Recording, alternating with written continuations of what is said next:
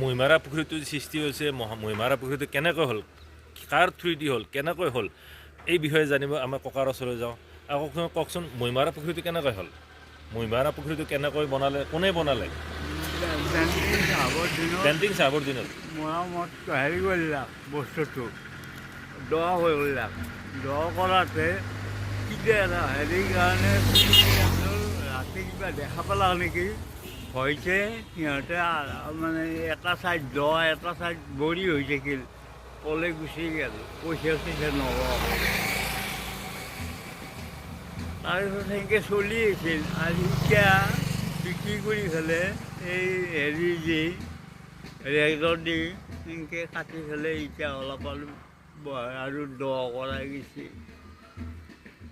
কোনে খান্দিছিল পুখুৰীটো, কোনে খান্দিছিল? এইটো বেণ্টিং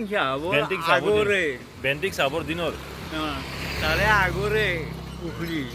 কম পৰিমাণে আছিল, পিটনি হেন হৈ আছিল। বেণ্টিং চাহাবৰ দিনত দ কৰিছিল। তাতে বেণ্টিং চাহাবে খান্দিছিল, এতিয়া ৰাইজে খান্দিছে। বেণ্টিং চাহাবৰ দিনত তেওঁ মানে সম্পূৰ্ণ কৰিব নাপালাক, পুলি পলে গুচি গ'ল। কিহৰ কাৰণে গ'ল কাৱে ক'ব নোৱাৰে, জানা টকাও নেলাক। হৈছে কিবা এটা মানে দেখা পায় নেকি, পুলিবিলাক পলে গুচি গৈছে বোলে শুনিব পাইছোঁ।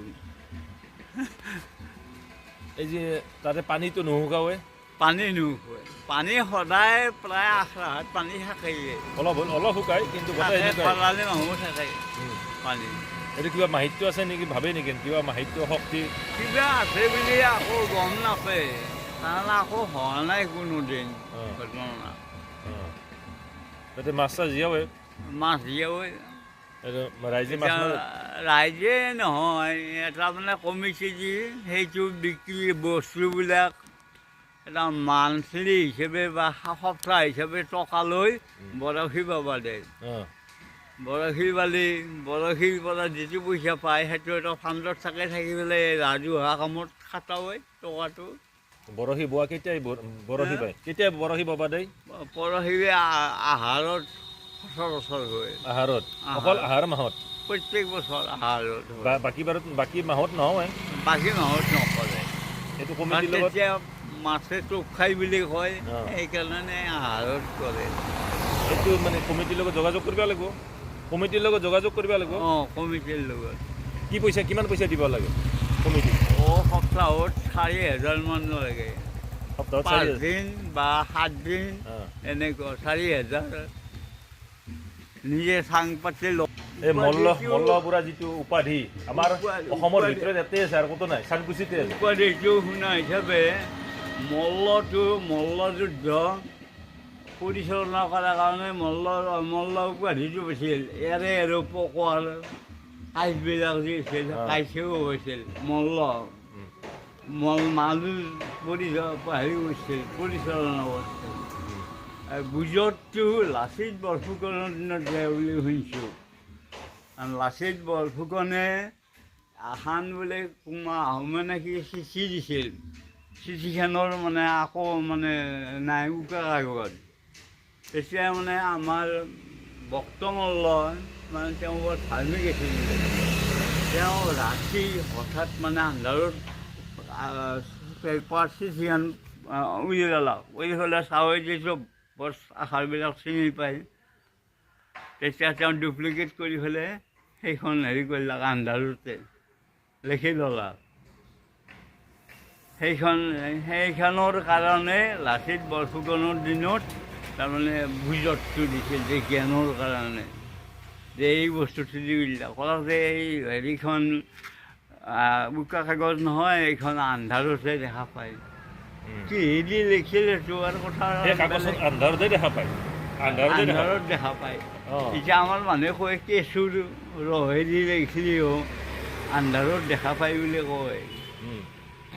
যে সেনেকুৱা কৰি লেখা বুলি এটা অনুমান কৰে। ৰজাৰ দিনৰ নামটো এইটো লাচিত বৰফুকনৰ দিনত, লাচিত বৰফুকনৰ দিনত। কিন্তু অসমৰ ভিতৰত আমাৰ নলবাৰী চানকুচিতে আছে এই উপাধিটো, বেলেগত নাই। কিন্তু বেলেগত নাই, ভোজতটো সেনেকৈ পালা। বৰুৱাটো আগৰ পৰা থকা হেৰি বৰুৱাটো আগৰ পৰা হা মল্ল আৰু বুজত এই দুটা বস্তু দুই জেগাৰ পৰা পায় দুই জেগাৰ পৰা হৈছে হা আপোনাৰ নাম কি এতিয়া মোৰ নাম শ্ৰী বলিন্দ্ৰ মল্ল বুজল বৰুৱা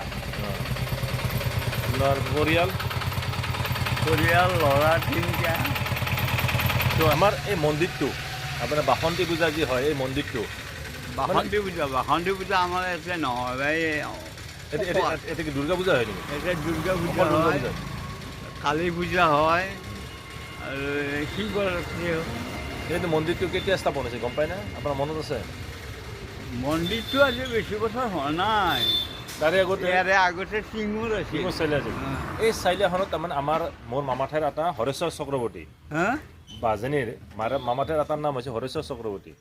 এই আটা ইয়াতে পূজা কৰিছিল বাজনীৰ হৰেশ্বৰ চক্ৰৱৰ্তী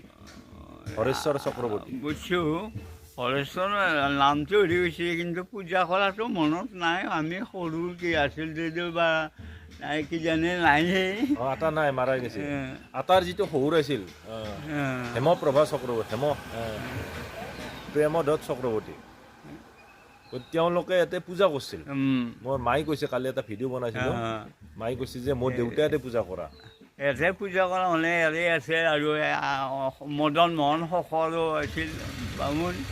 আগে এইবিলাকৰ পৰাই বামুণ আপুনি এতিয়া আপোনাৰ দিনত মহাত্মা গান্ধী দেখিছিল নেকি হে মহাত্মা গান্ধী দেখিছিল মহাত্মা গান্ধী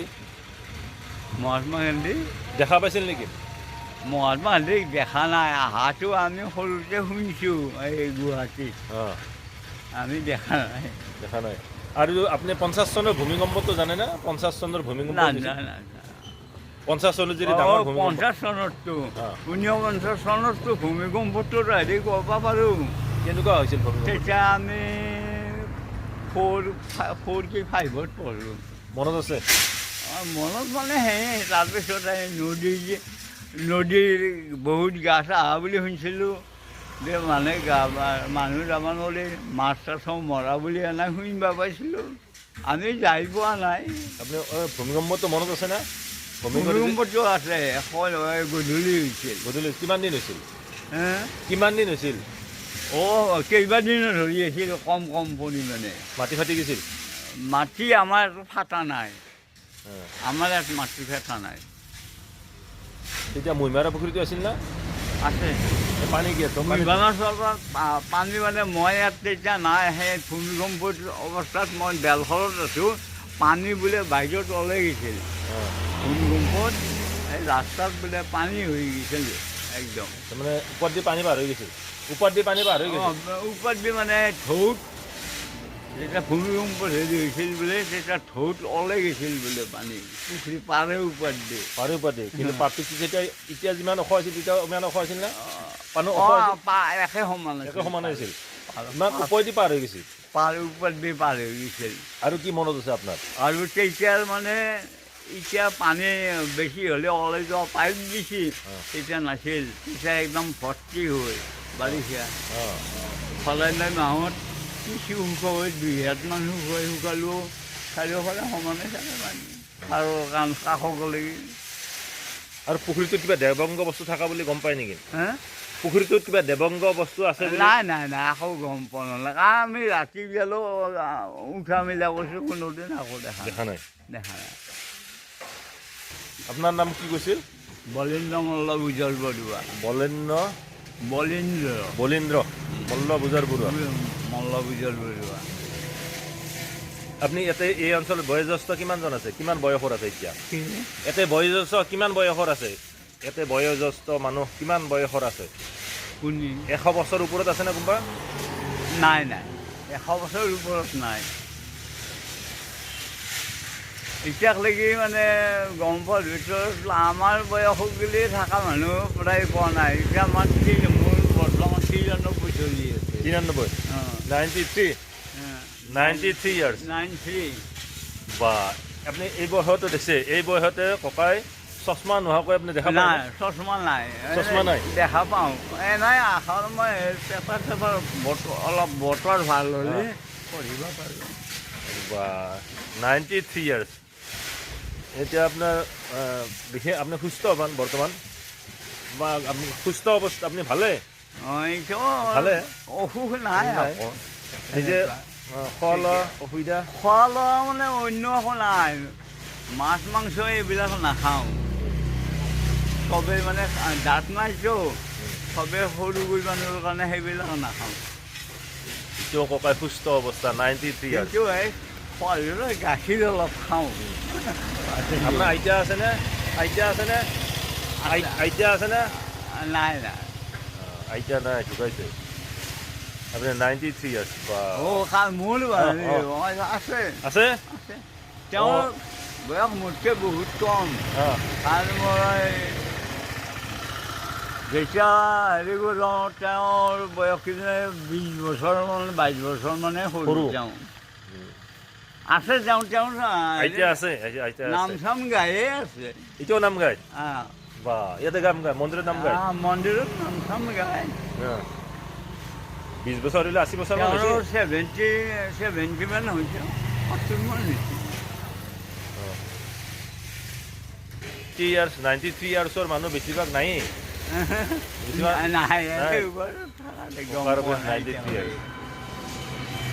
বাৰু আপোনাক বহুত বহুত ধন্যবাদ আছিল এতিয়া চশমা নিপিন্ধাকৈ স্পষ্ট দেখা পায় চশমা নালগে এইগিলাখান মই দেখা পাইছোঁ চশমা নিপিন্ধাকৈ স্পষ্ট দেখা পায় দূৰৰ মানুহ দেখা পায় পাওঁ এই সিমানো গ'লে মানে ইয়াৰ পৰা পুহিবলৈ গ'লেও প্ৰায় মানুহৰ কোনটো কি মানুহ নাজানো কিন্তু এনাই মানুহ চানুহ এইবিলাকৰ দেখা পাওঁ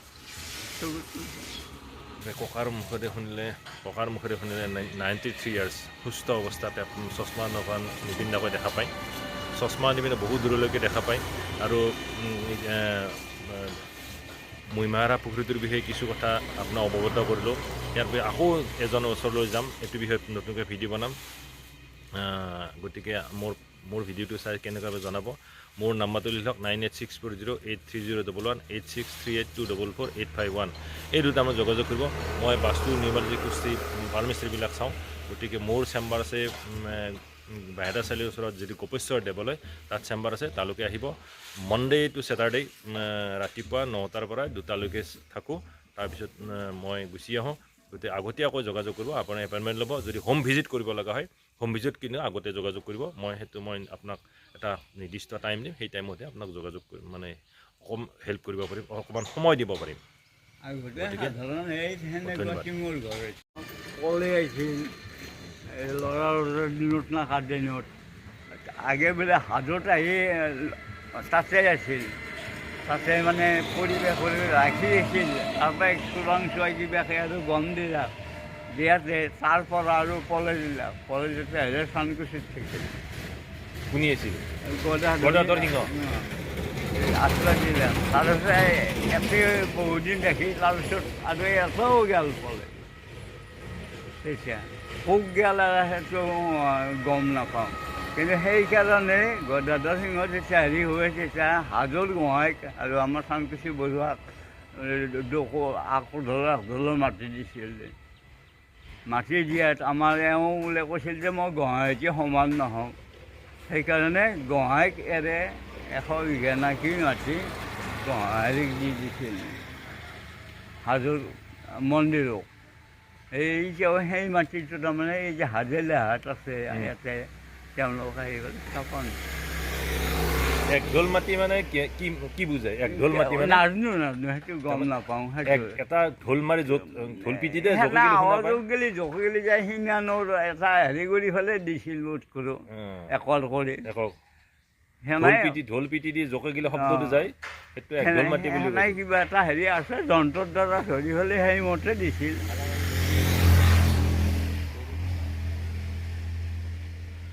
এই দৌকো বোলে আগঢোল মানে সেইকাৰণে দিছিল হাজোৰ গোহাঁইক আৰু আমাৰ বক্তমল্ল